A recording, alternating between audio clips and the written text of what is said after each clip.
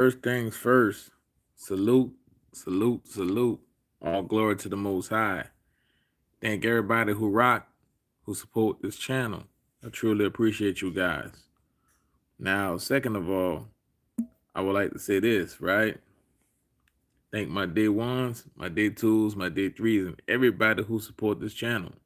Truly, truly appreciate you. I have a backup channel that I discuss hip hop pretty much and political, not so much. It's in a link pin. Please subscribe to that channel if you support me, you support the movement. Now check this out. Donald Trump set the internet on fire. Donald Trump basically said that day one, he would be a dictator. You know the internet ate that up, right?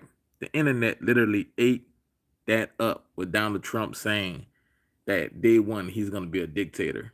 They ate it up.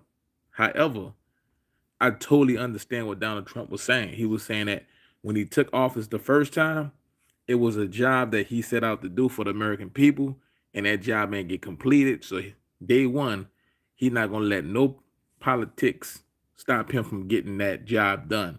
Meaning he's gonna continue building the wall, he's gonna continue to put American first, and things of that nature. But you know that the media ate it up talking about dictatorship. You know, I'm coming to the comment section. We're gonna talk about this tonight for a little bit. You know, we're gonna talk about this tonight. You know, I listen. This channel right here has been a Trump supporter, and what's up, Latrell? This channel right here has been a Trump supporter, and my reason being was because I foreseen all of the things that the Democrat Party has not done throughout the years for change.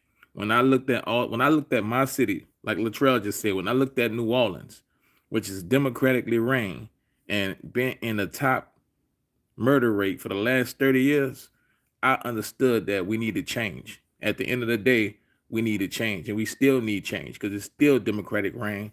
And you guys know the news that has came out about New Orleans mayor, you know, and back in the day before the hurricane, a politician who had the $80,000 cash in the deep freezer.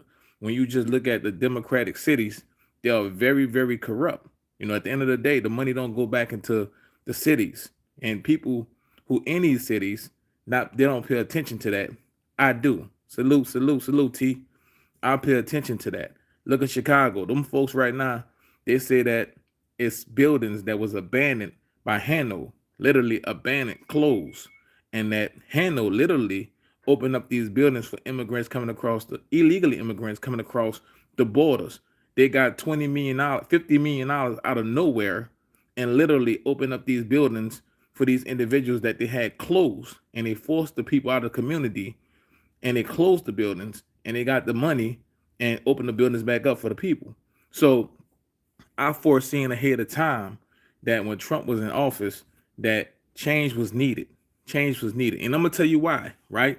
Lock in with me for a couple of minutes because I'm going to break it down why. In the projects, in the hoods, in every Democratic area, right? The drug dealers are the ones who be like, we don't want this person, we don't want this person, we don't need this person. The drug dealers are the ones who influence the hood. They're all the ones who influence the neighborhood. They're the ones who set the trends for fashion. They're the ones who have a powerful voice because they're the ones who intimidate others. So when they say that they don't want this type of politicians or they don't want these type of things, the people tend to follow behind them, when all the while the drug dealer do not even live in the community. The drug dealer is coming back to the community where he grew up to sell his drugs, but he have moved out of the community into a Republican-based city. So I've been realized many, many years ago that Democratic cities are shot. They are just not right, not good. Because if you think about it, if you live in the Chicago's, if you live in New Orleans, if you live in Detroit, if you live in Baltimore, if you live in Los Angeles, if you go outside those city limits, right, just right outside, a few miles outside to the small pockets that surrounding those areas, they are Republican reign, and guess what? It's not as bad. This is why you got this, like in New Orleans, you got the Metairie, you got the Kenner, you got the Covington, you got the Slidell. But when you go to different areas that sits around those cities that are actually Republican reign, but smaller cities, you don't have all the crime and all the raggedy roads and all those types of things because people invest back in the communities. Now, when you get these democratic individuals, they don't care. They all about they got the position. It's a come up for them, and they're about the money. They're not about the people. So they're gonna kick. They're getting kickbacks and doing 30 things as politicians underneath the table. So this is why the Democratic ran cities are so bust open because uh it's politic reign. It's I know you, so I'ma hire you. It's not about hiring the best candidate. It's okay, this person done this to this person, but that's such and such cousin or such and such nephew. So we gonna tell him ahead of time, look, the police looking for you, so you need to go. I mean, it's just a bunch of corruption that go on in Democratic cities and Republican cities. It don't transpire because Democratic cities are ran by illegal people that's doing illegal things, pretty much from the politicians down to the streets working for the politicians. That's just the way it go. And the church have some involvement into some of those things sometimes too. Sometimes some of the corrupted preachers are literally hands on into the street too. That's just the way it is. That's why I say that Trump was the best man for the job, because I looked at when I started paying attention to politics and I started paying attention to these things. I looked at the Democrat city that I live in and I'm from, and I say, you know what? Most people are telling you to vote Democratic, but the conditions are not changing. That there is generational poverty that's not changing, and you keep on putting the same people in office. So you might as well take the chance on something different. And that's when I became a Trump supporter many years ago, because when I realized that when I realized from Clinton that it just got worse, the prisons got packed because of Hillary Clinton, and then when Obama got in office, and I said, you know what, he didn't do anything except push his agenda, and I was like, you know what, you can't help but to not support Donald Trump. You can't help when you see that somebody come in and cut taxes for you to have more money. Somebody try to stop depending on foreign oil and get oil products reproduced here. That way, gas prices could stay at a level affordable. I mean, when you look at somebody who trying to build a wall to stop the Democrat Party from getting cheap labor and make the businesses that's actually owned and ran by the Democrat Party literally to pay you the correct wage, and then you look at people 401ks, it was skyrocketing high. When you look at statistically the things that was transpiring and was done, bringing people kids home from overseas from walls that was like going on for years, walls that couldn't be won.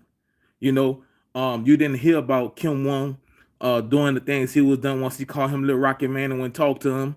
You didn't hear I could go on and on. It's a numerous of things that was so different when he was in office. I could go on and on. And so when he said dictatorship, people they go off the man words, and they transform it and twist it, but they don't literally pay attention to what he's saying. Dictatorship day one.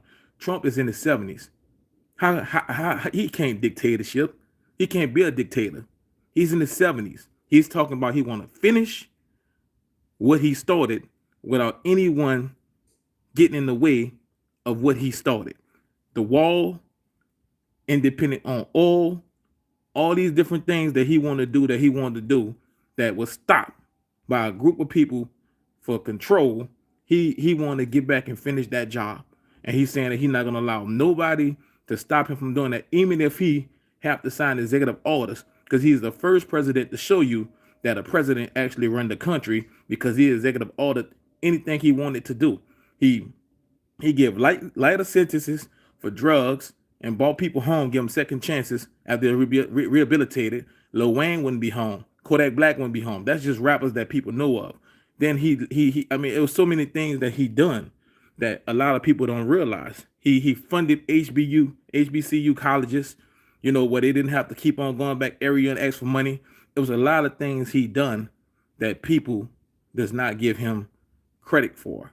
So at the end of the day, that's why my page was like lit 4 or 5 years ago, and I was talking about Trump, but everybody didn't see what I was saying. So I had people reporting my page and doing this and doing that to my page, to the point where my page became demonetized because people was not liking what I was saying, and the support I was putting out there and things of that nature. Now it's people with a lot of regrets.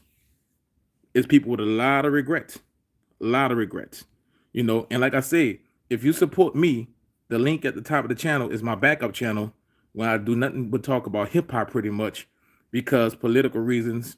I'm trying to have a hip hop based channel. He said, yes, he said a lot of people free who should have never been in jail. A lot of people, And so, I just came on here tonight because when I seen that topic, you know, to see people open up their eyes and realizing, that the party that's in house right now have not been putting people first. Literally, your taxpayer dollars are going to Ukraine, you know, and other countries, and things of that nature.